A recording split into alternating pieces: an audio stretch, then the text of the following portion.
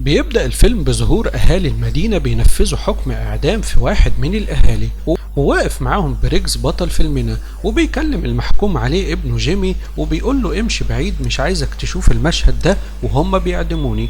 وفجأة بيظهر واحد من الأهالي بيضرب نار على الناس وبيتحرر المحكوم عليه، وبعدين بيحاول يقتل بريكس لكن بريكس بيقتله قدام ابنه وبيمشي. وبعد مرور 20 سنة بيظهر بريجز مع مراته ومعاهم بنتهم بروك، وبتمشي بروك مع بريجز عشان ياخدها للمدرسة. وقبل المدرسة بيعدي على المتجر بتاعه وبيقابل جيفرز وبيتكلم وبيضيع وقت مع بريجز، وبعدين بيحاول يسرق المتجر وبتشوفه بروك فبيرجع الحاجة تاني ويمشي. وبعدين بروك بتقول لبريجز انه كان بيحاول يسرقه وان ايديه كانت موسخة، وبعدين بتحاول تنظف الحلويات من اثار ايدين جريفز. تاني يوم بيظهر واحد غريب على حصان وبيقابل مرات بريجز ومعاه ناس تاني بيحاصروها من كل ناحية، وبتقول لهم ان جوزها بريجز ممكن يوصل في اي وقت فالافضل انكم تمشوا. وبيحاولوا يمسكوها لكنها بتهرب منهم وبتقفل على نفسها باب المزرعة، وبيفتحوه وبيبحثوا عنها لكنها بتخرج على حصان وتهرب منهم. وبيضربها جيمس بالنار وبتقع من الحصان وبيمسكوها، وبيسألها هل بريجز هو زوجك؟ وبتقول له ايوه وانها مراته وانكم هتواجهوا مشاكل كبيرة بعد اللي عملتوه فيا وفي الحصان بتاع بريجز. وبيقول لها انه يعرف بريجز من زمان وان في حساب قديم بينهم.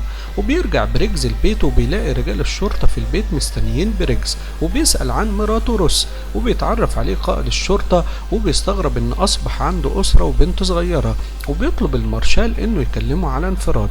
وبيعرف ان مراته روس ماتت وبيدفنها في المزرعة. وبيحكي المارشال لبروك عن ابوها ومهاراته في القتال، وبيقول لها ان ابوكي كان بيقتل الناس زمان وان مامتك هي اللي خلته يبقى انسان صالح. وبيطلب بريجز من المارشال انه يعرف اسامي الناس اللي قتلت مراته ومكانهم، لكنه بيرفض يديه اي معلومات وبيقول له انه هيلاقيهم ويحاكمهم والافضل انك تسيبهم وتربي بنتك احسن. بيدخل المزرعة وبيلاقي اثار دم مراته وكلام مكتوب بالدم من القاتل، وبيقول له انه لسه الحساب مخلصش. بيغضب جدا بريجز وبيبدأ يجهز سلاحه وبيفكر يقتل بنته عشان ما يبقاش عاجز عن مطاردتهم، لكنه بيتراجع وبيحرق المزرعة وبيمشي مع بنته.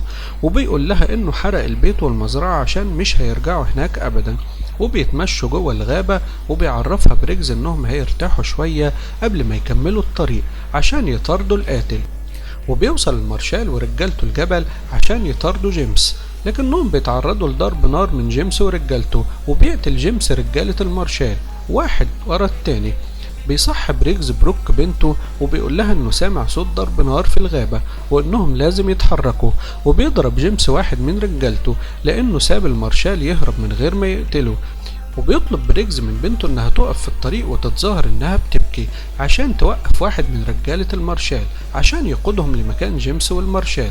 وبيتحرك معاه بريجز وبنته لمكانهم وبيسأل المارشال عن مكان جيمس، لكن صديق المارشال بيعترض.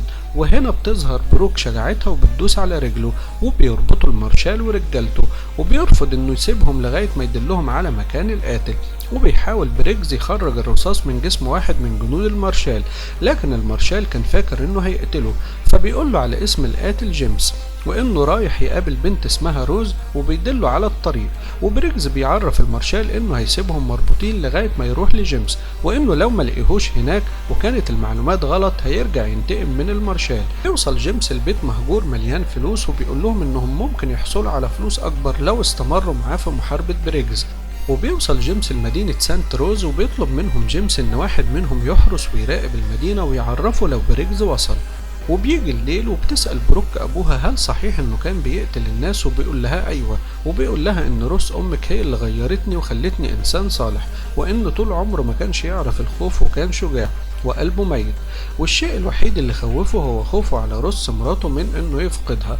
وبتطلب منه بروك إن مع بداية اليوم الجديد إنه يعلمها إزاي تمسك البندقية وتضرب نار، وبيبدأ يدربها على استخدام البندقية وضرب النار. وبعدها بيمشوا مع بعض وبيرجع واحد من رجالة جيمس وبيشتكي ان محدش منهم جه يساعده في الحراسة، وبيعرف جيمس انه كان نايم في الحراسة وبيعاقبه وبيكسر صبعه.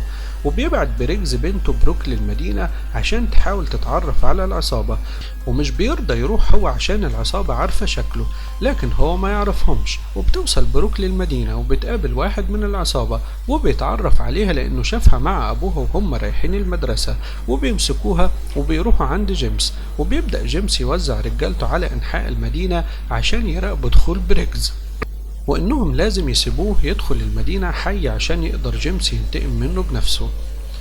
وبيعرف جيمس بروك إن بريجز هو اللي قتل أبوه، وبتعرف بروك إنه بيخدع الرجال اللي معاه وإنه مش عايز يديهم فلوس، وإنه بيزور رزم الفلوس وبياخد هو الفلوس الحقيقية. وبيوصل بريجز وبيخلص على أول واحد من العصابة وبيحارب باقي الرجالة، وبيحاول جيمس يخرج مع بروك عشان يهدد بيها بريجز، وبيخلص بريجز على واحد تاني لكنه بيصيبه الراجل العجوز بطلقة.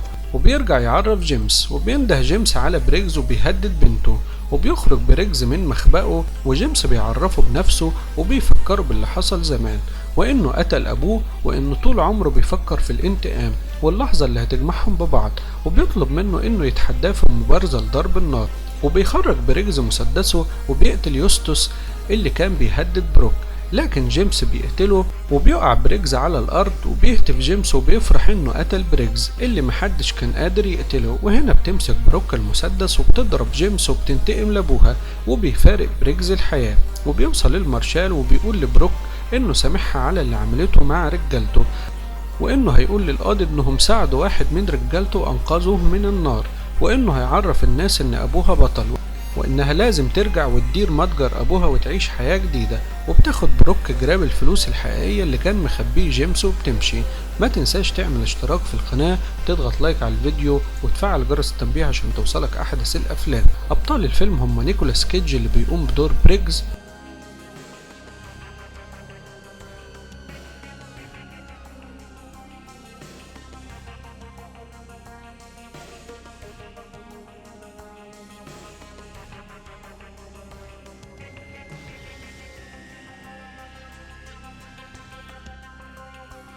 ونوالي فروس اللي بيقوم بدور جيمس.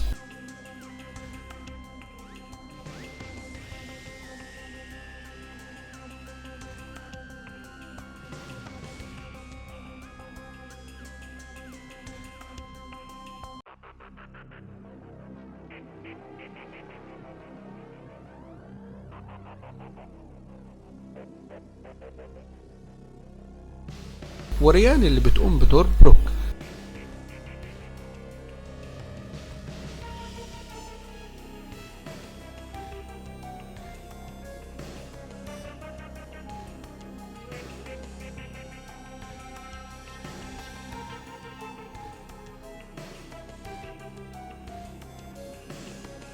الفيلم من إنتاج 2023 وتم تصويره في أمريكا.